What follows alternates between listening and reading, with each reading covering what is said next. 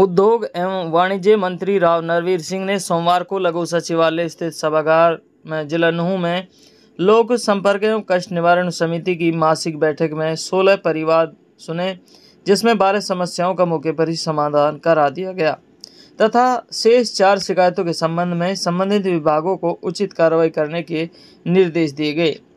एजेंडे की शिकायत के अलावा मंत्री ने करीब 100 से अधिक अन्य शिकायतें भी सुनी और संबंधित विभाग के अधिकारियों को उचित कार्रवाई के निर्देश दिए। हरियाणा के उद्योग एवं वाणिज्य मंत्री राव नरवीर सिंह ने कहा कि गरीब लोगों से संबंधित समस्याओं का समाधान मानवीय संवेदनशीलता दिखाते हुए सभी अधिकारी प्राथमिकता के साथ तत्परता से करें, ताकि उन्हें जिला प्रशासन के पास अपनी शिकायतें लेकर न आना पड़े। परिवाद समिति की बैठक में तावड़ू के रविंद्र कुमार की शिकायत थी कि उनके बेटे का 12वीं की कक्षा में हरियाणा विद्यालय शिक्षा बोर्ड की परीक्षा में स्कूल की ओर से एनरोलमेंट नहीं करवाया गया, जिस कारण उनका बच्चा 12वीं की परीक्षा देने से वंचित रह गया, जबकि उनका बेटा पहली कक्षा से 12वीं कक्षा तक बीडीएम पब्लिक स्कूल का ही विद्यार्थी रहा है।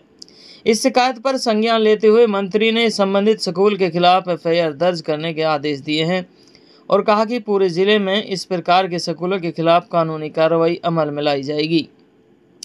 किसी भी स्कूल को बच्चों के भविष्य के साथ खिलवाड़ नहीं करने दिया जाएगा।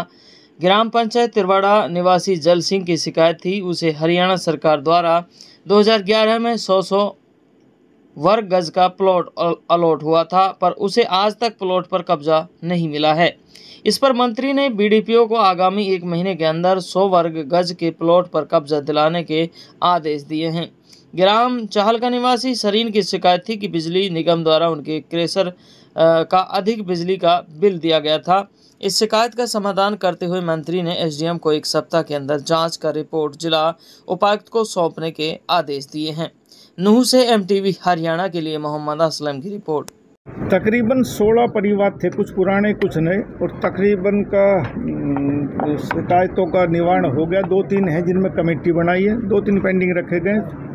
तो मेरे मानना, वैसे भी हमने बाद में तकरीबन 100 आदमियों के आसपास बाद में शिकायत सुनी उनका भी निवारण करने की कोशिश करी। कुछ में ड्यूटी लगाई, कुछ का मौके पर निपटारा किया। मंत्री जी, ऑपरेशन सिंदूर के बारे में क्या कहेंगे? ये तो सारे देश ने देखा है, और कुछ आतंकवादियों ने जो हमला किया उसका भारत की सेना ने अच्छा जवाब दिया, और माननीय प्रधानमंत्री जी ने इस ऑपरेशन पर कहा है कि ये ऑपरेशन बंद नहीं हुआ है। यदि कोई आतंकी हमला फिर हुआ तो ये युद्ध चालू रहेगा। भारत मुंह तोड़ जवाब देने में सक्षम है, और भारत ने आज दुनिया में अपनी शक्ति दिखाई है कि भारत में यदि कोई भी आतंकवाद फैलेगा या कोई भी गड़बड़ होगी तो उसका मुंह तोड़ जवाब दिया जाएगा, और भारतीय सेना ने वो अपना दमखम दिखाया है। पाकिस्तानी जासूस कुछ पकड़े हैं। मुख्यमंत्री जी के आदेश पर समाधान शिविर पूरे हरियाणा में चल रहे हैं जी, यहाँ मेवात में भी चल रहे हैं, हर जगह ब्लॉक लेवल पे भी चल रहे हैं। लेकिन जो आपके सामने जो शिकायतें रखी गई हैं वो सारी कोई बिजली से रिलेटेड है, कोई पानी से रिलेटेड है, कोई सड़क से रिलेटेड है। तो पॉलिसी मैटर डिस्कशन इस मीटिंग में नहीं किया गया। हाँ, मैं मान रहा हूँ कि आगे से कोशिश करेंगे, और मैंने जिला प्रशासन को, डीसी साहब को भी कहा है कि कोशिश हो कि छोटे छोटे मुद्दे ना आए। वो जब समाधान शिविर लगता तो ये मैटर वहीं तक हल होने चाहिए। आगे से कोशिश करेंगे कि ये मैटर ग्रीवेंस कमेटी में ना आए। एक मुद्दा गुड़गांव मानेसर से रिलेटेड है, 80 करोड़ के टॉयलेट्स यूजलेस पड़े हुए हैं। कई बार नहीं, 80 करोड़ के नहीं, वो गलती मैंने लिस्ट मंगाई सारी, वो टोटल 50 करोड़ रुपए के बने। 25 करोड़ रुपए के मानेसर में और 25 करोड़ के आसपास गुड़गांव बने। ये ठीक है कि उनमें कोई बाथरूम नहीं जा सकता, और उसकी मैं अब इंक्वायरी विजिलेंस से करवाऊंगा। और अभी कल ही रिपोर्ट आई है मेरे पास, और ये ठीक है, उसमें गड़बड़ हुई है। और वाले की हुई कि जिसने वो बनाए नहीं, जिसने टेंडर दिया और वो पास करा, उनकी पेमेंट होगी, पेमेंट भी हो गई है, तो वो बहुत गलत काम हुआ। मैं मानता हूँ रीमैनेज किस तरह से अब विजिलेंस इंक्वायरी आएगी, जिसका कसूर था, किस सेक्शन ने, किस जो ने पेमेंट करी, एमबी भरी, वो सारा सामने आ जाएगा, तो इंक्वायरी होगी सब कर सकते। मंत्री जी, पाकिस्तान के खिलाफ जासूसी करते कुछ लोग हरियाणा से पकड़े हैं आज। आपके इलाके से पकड़े गए कुछ तो? हाँ जी, क्या कहेंगे? भाई, सरकार अपनी कार्रवाई कर रही है, जो भी दोषी पाए जाएगा उसके खिलाफ कार्रवाई होगी। अभी तो पकड़े गए, ये बहुत बड़ा नेटवर्क हो सकता है कि इसमें कितने आदमी शामिल हो। जो खिलाफ होगा उसके खिलाफ सरकार कार्रवाई कर रही है। 3 महीने में हम कर देंगे। तो सभी उद्योगपतियों से, हर ट्रेड के लोगों से हम सलाह ले रहे हैं कि जो पॉलिसी बने, कई सालों में पॉलिसी बनी तो अच्छी पॉलिसी हो, हर आदमी को इसमें फ़ायदा हो, तो सभी तरह के लोगों से बातचीत हो रही है। तो वो भी एक था कि भाई शनिवार को शायद मैंने मीटिंग करी उस बारे में, आगे भी मीटिंगें चलती रहेंगी।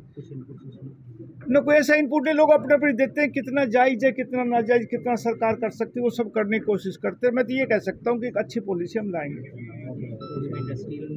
कुछ मतलब आपने जैसे पहले भी आप कहते रहे कि मेवात में भी आपकी मेरी ये कोशिश है कि मेवात में कई क्लस्टर इंडस्ट्री के आएँ और तकरीबन ब्लॉक वाइज क्लस्टर बने, ताकि यहाँ के लोगों को ज़्यादा से ज़्यादा रोज़गार मिल सके और रोज़गार के साथ साथ यहाँ के लोग भी उद्योगपति बन सके, चाहे वो छोटे रोजगार उद्योग लगाएं।